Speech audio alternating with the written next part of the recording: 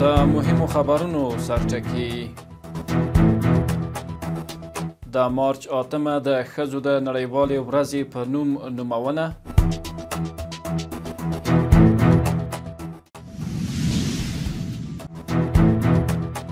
د ملګرو ملتونو د امنیت شورا غونډې ته د افغانستان پر بشري وضعیت د یوناما د مشرې وینا.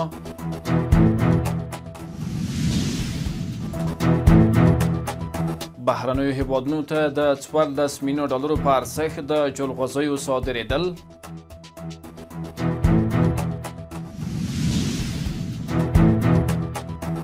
او د اسلامي همکاریو سازمان په غونډه کې د غزې د بیا رغونې د طرحې تاییدېدل. اوس هم بشپړ خبرونه. زه عمر افغان یم. نن شنبه د مارچ 8 د ښځو له نړیوالې ورځې سره برابره ده. دغه ورځ د شمالي امریکا او اروپا د کارګرې په حرکتونو کې ریښه لري او د وخت په تېرېدو په یو نړیواله ورځ بدله شوې ده. ملګرو ملتونو هم دغه ورځ په رسمیت پیژندلې او هر کال د مارچ په 8 په ټوله نړۍ کې نمانځي. افغانستان کې د ملګرو ملتونو د ښځو څانګه وایي پر افغان ښځو پانګونه د افغانستان پر راتلونکي پانګونه ده. دغه سازمان د ښځو نړیوالې ورځې په مناسبت یو پیغام کې دغه راز زیاته کړې چې افغان ښځې د ګڼو ننګونو سره سره د خپلو حقونو لپاره مبارزه کوي. دغه پیغام کې د ملګرو ملتونو د ښځو څانګې ویلي موږ باید خپله خواخوږي په عمل بدله کړو. د اسلامي امارت ویان ذبیح الله مجاهد وایي اسلامي امارت د اسلامي شریعت په چوکاټ کې د ښځو حقونو ته ژمن دی چې په خبره یې له لویدیځ سره ښکاره توپیر لري. نوموړي زیاته کړې چې دغه توپیر باید د محاسباتو پر مهال په پام کې ونیول شي. ښاغلي مجاهد ویلي افغان ښځې له رواني او فزیکي اړخه په خوندیتوب کې ژوند کوي او په خبره یې پر ښځو د هر راز تاوتریخوالي مخه نیول شوې ده. نن د مارچ 8 د ښځو نړیوالې ورځې سره برابره ده.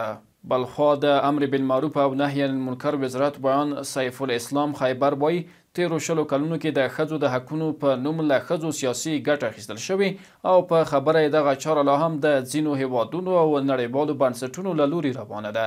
نن د مارچ 8 د ښځو د نړیوالې ورځې سره برابره ده.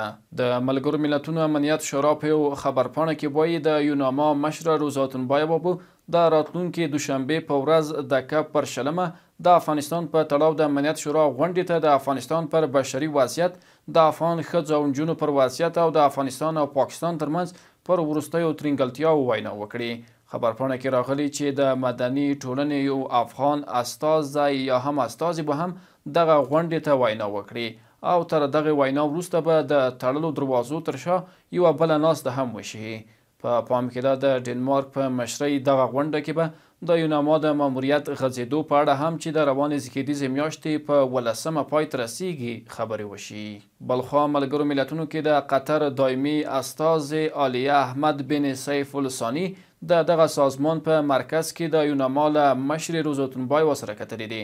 د قطر د بهرنیو چارو وزارت په یوه خبرپاڼه کې ویلي دواړو خواو افغانستان کې پر روان وضعیت او سولې ثبات لپاره پر روانو هڅو خبرې کړې دي. د ملګرو ملتونو سرمنشي انتونیو ګوتریش د افغانستان په تړاو په خپل راپور کې په سیاسي او امنیتي چارو کې پرمختګونه، سیمه ییزې همکارۍ، بشري حقونه او اقتصادي مسایل ارزولي دي. ګوتریش په خپل تازه 3 میاشتني راپور کې چې د 2024 کال له نومبر د 2025 کال تر جنورۍ پورې موده پکې کتنه شوې ویلي په دې موده کې د امنیت ضد پیښو کچه د تیر کال د همدې مودې په پرتله 14.8% کمه شوې ده. د ملګرو ملتونو سرمنشي په دغه راپور کې پر امنیتي مسایلو سربیره پر حکومتوالۍ، سیاسي پرمختګونو، سیمه ییزو همکاریو، بشري حقونو، اقتصادي مسایلو او د کډوالو وضعیت هم تمرکز کړی دی. د راپور له مخې په تیرو 3 میاشتو کې له ایران او پاکستان څخه باندې 350,000 افغان کډوال بیرته هیواد راستنه شوي دي. د ملګرو ملتونو د خوړو او کرنې سازمان یا FAO وایي په کرنیز سکتور کې پر ښځو پانګونه ټولنې پیاوړې کوي، لوږه کموي او د افغانستان راتلونکی تضمینوي. دغه سازمان د ښځو نړیوالې ورځې په مناسبت پر خپله ایکس پاڼه لیکلي موږ د کرنې په برخه کې د افغان ښځو ستاینه کوو هغه ښځې چې د خوراکي امنیت، اقتصادي ودې او د لوږې پر وړاندې مبارزه کې مهم رول لري.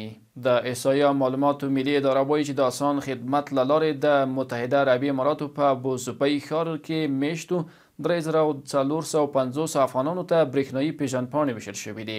د دې ادارې په وینا 280 تنو ته د دې پیژندپاڼو له ویش وروسته خدمتونه او 650 نورو ته د کاغذي پیژندپاڼو د اصلاح خدمات وړاندې شوي دي.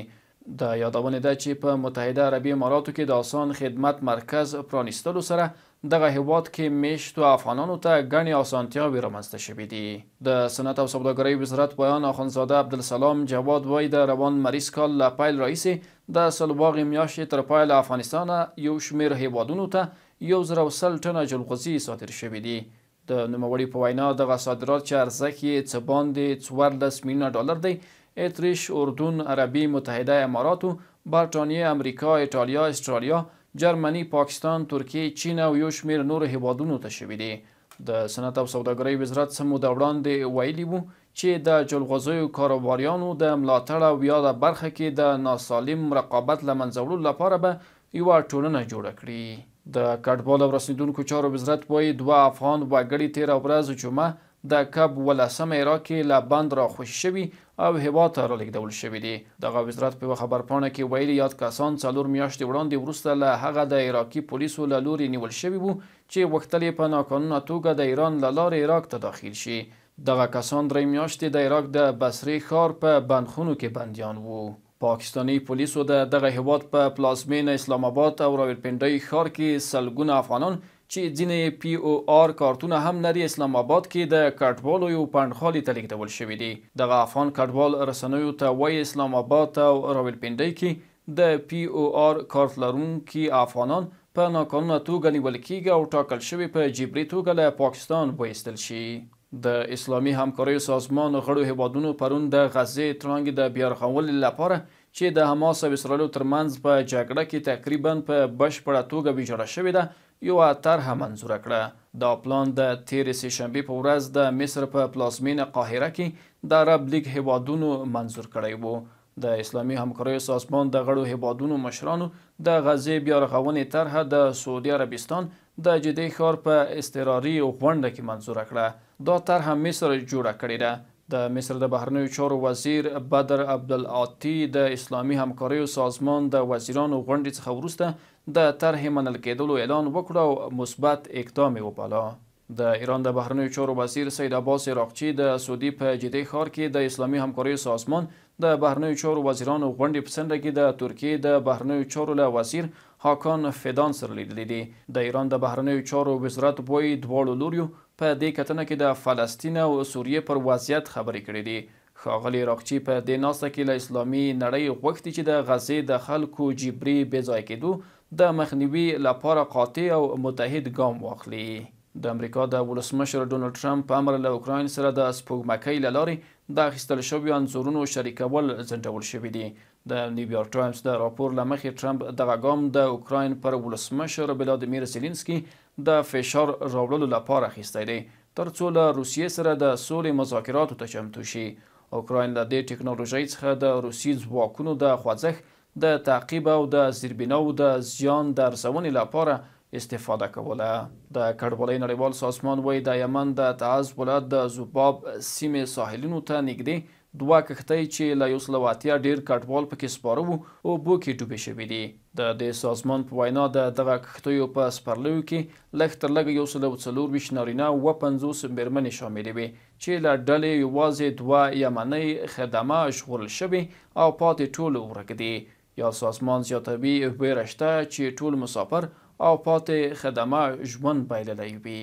او وروستی خبر مو د سپورټ ډګره دا چې د فوټبال فدراسیون وایي د فوټسال افغان لوبډله به د برازیل په 4 اړخیزه لوبلړۍ کې خپله 3مه لوبه نن شنبه د کابل پر وخت د ماښام په 5:30 بجو د ایران پر وړاندې ترسره کړي.